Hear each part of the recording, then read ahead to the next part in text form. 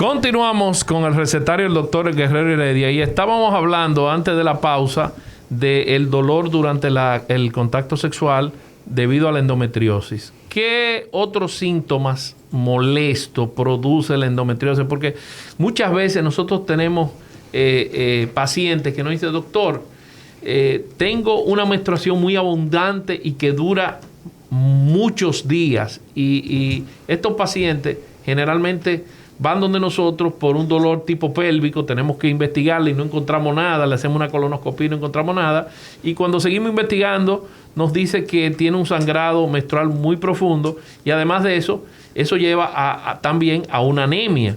Entonces la corrección de la patología podría ser la solución de muchos tipos de anemia, sobre todo microcíticas de tipo crónico. ¿Qué usted nos puede decir sobre eso? Ok. El dolor, como estamos hablando del dolor a la penetración, el dolor a la penetración profunda viene siendo usualmente causada por endometriosis. Ahora, las biopsias que salen, que los pacientes que dicen que tienen un sangrado muy profundo y le dicen, bueno, es posible que tú tengas endometriosis. Eso no es así. La endometriosis no causa sangrado profundo o sangrado abundante durante el periodo. La endometriosis causa dolor, no sangrado. El sangrado anormal durante el periodo puede ser por varias causas. Una de esas causas puede ser la endometritis, que es muy diferente a la endometriosis. La endometritis es la infección bacteriana del tejido del endometrio dentro de la cavidad uterina. Acompañado de inflamación. Que también produce inflamación. O sea, son cosas que son parecidas, pero la endometritis es dentro del útero, la endometriosis es fuera del útero. Siempre yo le digo a los pacientes, todo lo que es terminado en itis es inflamación. Gastritis, inflamación del estómago, colitis del colon, y entonces endometritis es inflamación del endometrio. Del endometrio. ¿Esta patología es muy frecuente, doctor? Puede ser, una paciente que le da endometritis una vez puede ser que le dé endometritis de manera a repetición, porque también depende de lo que es. Hay ciertas bacterias y hongos que son colonizadores de la vagina. Entonces, esas bacterias y hongos cuando son benignos no producen ningún problema, pero hay cosas que hacen las mujeres, por ejemplo, esos lubricantes con sabor a fresa. Todo ese tipo de cosas causa una vaginitis horrible. Y esas vaginitis van ¿dónde? Van y entran a la cavidad uterina y por ahí llevan todas esas bacterias anormales que pueden causar una endometritis que puede degenerar en un sangrado anormal profundo. O sea que la causa de la vaginitis tiene que ver con el uso de los lubricantes. Me imagino que algo tiene que ver con el pH de la vagina. Todas las cosas que alteran el pH de la vagina, no solo los lubricantes, pero también esas duchas vaginales que hacen las mujeres, o eso de tener relaciones en el agua, o en piscinas, o tener relaciones entrando cosas húmedas dentro de la vagina. O sea, la vagina es como que te digan a ti, ok, yo me voy a cepillar y me voy a tragar el agua de jabón para limpiar el intestino.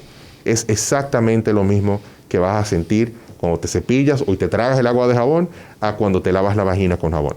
Porque eso altera el pH de la vagina. Y todo lo que altera el pH de la vagina, ya sea el emisol, ya sea agua, ya sea lubricantes, todo eso causa una inflamación crónica porque mata las bacterias buenas y le da tiempo a las bacterias y los hongos malos a crecer en sobreabundancia. El pH lo convierte en más ácido.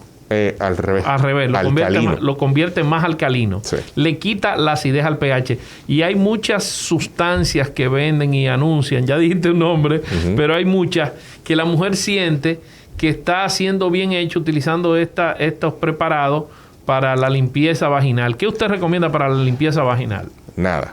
Hay absolutamente. La vagina, vamos a diferenciar una cosa, porque hay muchas mujeres que me preguntan lo mismo. Tú te puedes lavar la parte de afuera, que no es vagina, que es la vulva. Te puedes lavar la parte de afuera con ciertos productos que solamente se mantienen en la parte de afuera. Ahora, la parte interna de la vagina no se debe lavar. La vagina se autolimpia. Todas esas secreciones que tiene la mujer normales, porque hay secreciones blancuzcas que son normales y hay otras que son en grumos, que parece como leche cortada.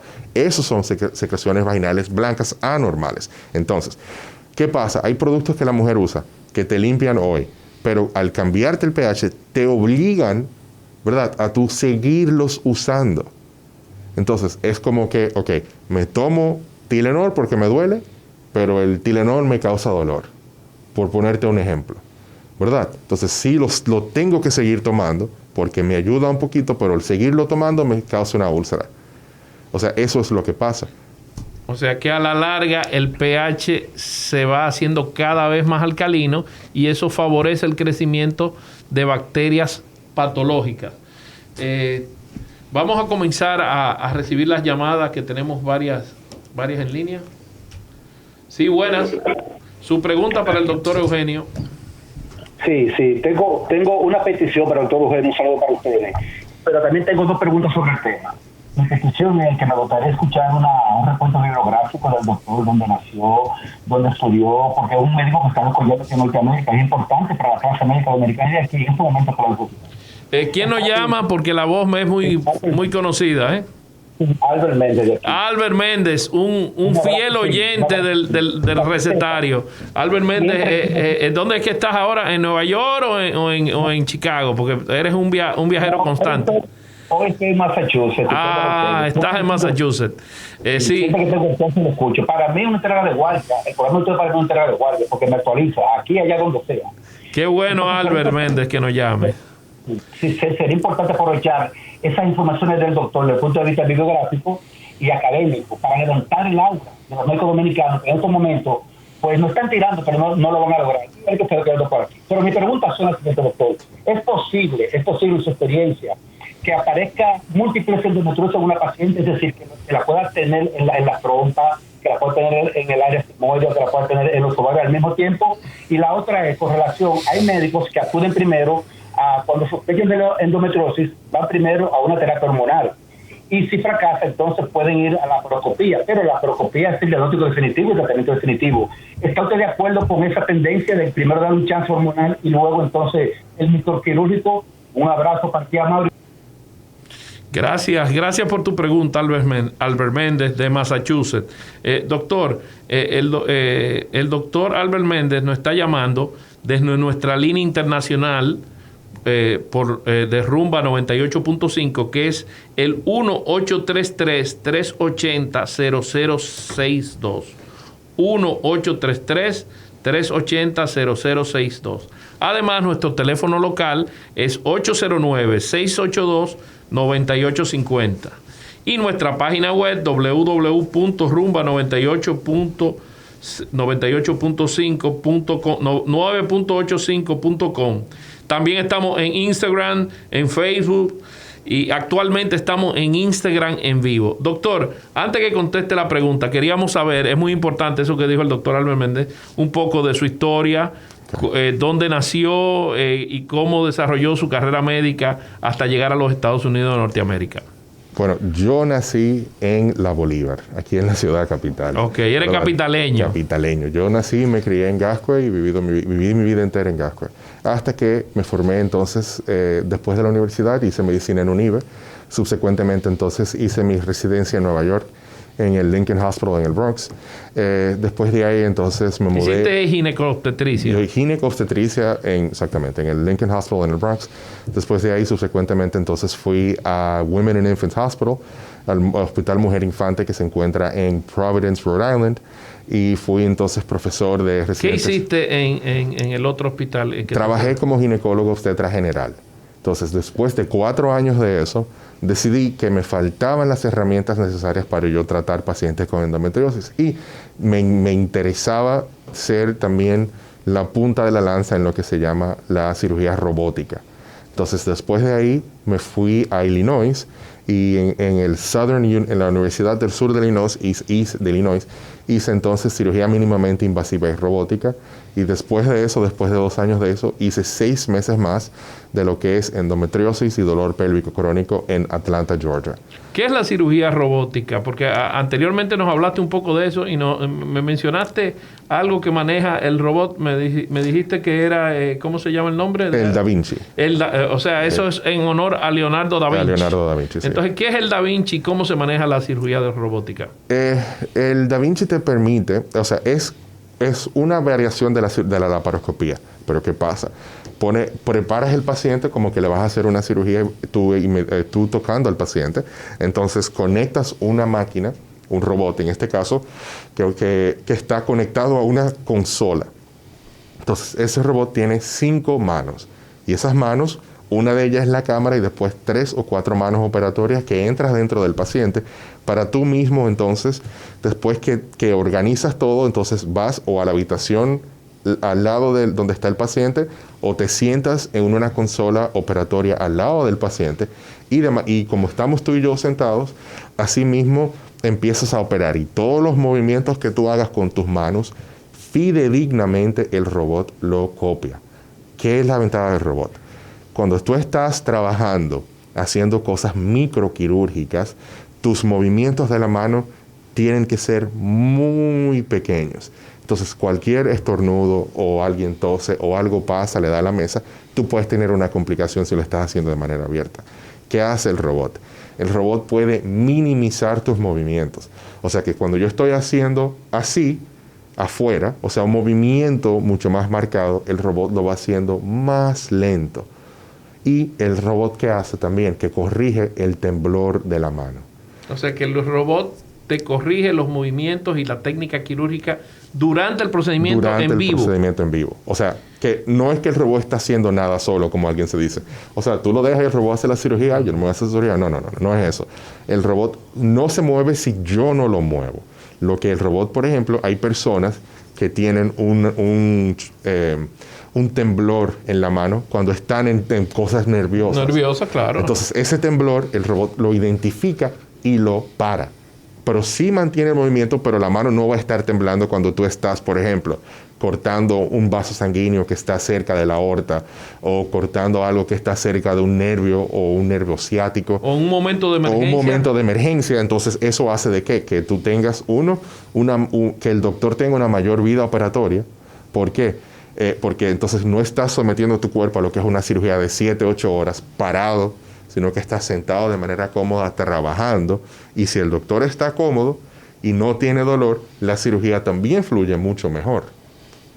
El robot está encima del paciente trabajando y tú estás dirigiéndolo desde un cuarto o desde la misma sala quirúrgica. O de la misma sala quirúrgica. Es como que tú tengas como una consola de radio. Por ejemplo, el paciente está acostado en la mesa y tiene todos estos mismos brazos que están tocando instrumentos que tú colocas dentro del paciente.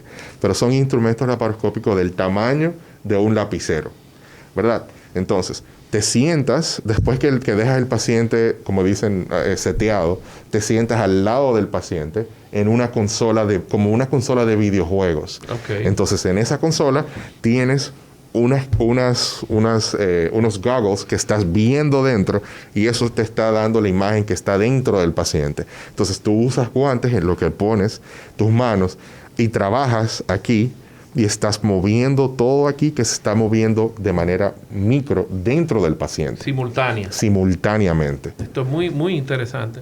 Doctor, la pregunta que hizo el señor Albert Méndez, el doctor, que él es médico, Albert Méndez de Massachusetts, es si podría haber endometriosis en diferentes sitios de la cavidad abdominal. Sí, la endometriosis es una enfermedad que al mismo tiempo puede estar en los 2 ovarios, en las 2 trompas de falopio, en el recto sigmoide, en el diafragma, en el ombligo.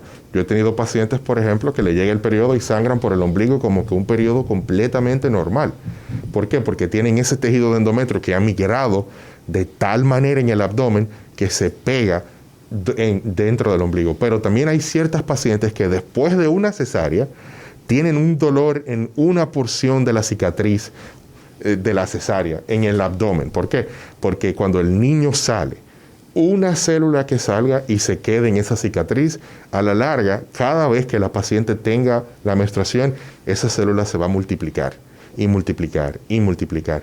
Y con el tiempo va a desarrollar una masa, que eso es un endometrioma, o endometriosis de la cicatriz de la cesárea. O sea que una causa también de rectorragia puede ser la endometriosis si se pega al recto o recto sigmoide. Exactamente. Bueno, mira, tenemos la línea bastante llena. Vamos a darle participación a las personas, a las llamadas que están haciendo por el 809-682-9850. Sí, buenas. Su pregunta para el doctor Eugenio Colón. Buenos días. Yo tengo una pareja, pero ¿qué resulta? Que ella va para 3 meses, que en el segundo mes manchó 2 días, no el periodo. Y luego va para 3 meses y todavía no se sabe. Ahora el día 30, el 30 se cumple 3 meses.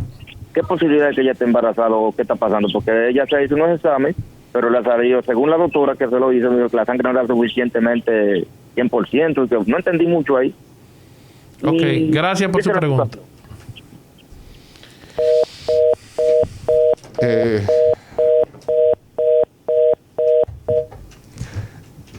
Ok, bueno, la causa de que una mujer no le llegue el periodo cuando tenga que llegarle puede ser varias. O sea, hay varias. Puede ser que la paciente tenga, por ejemplo, problemas en el tiroides. Una mujer que tiene una hormona tiroidea extremadamente baja, que es la hormona que regula el metabolismo del cuerpo. Si tiene una hormona, tiene problemas de la tiroides, que está bien bajita, el cuerpo se autodefiende preveniendo la menstruación. Porque la menstruación tiene que ver también, o sea, es metabólicamente activa.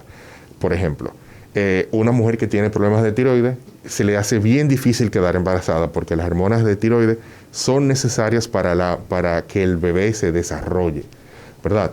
Otra cosa que puede pasar es que puede estar embarazada. El embarazo puede alterar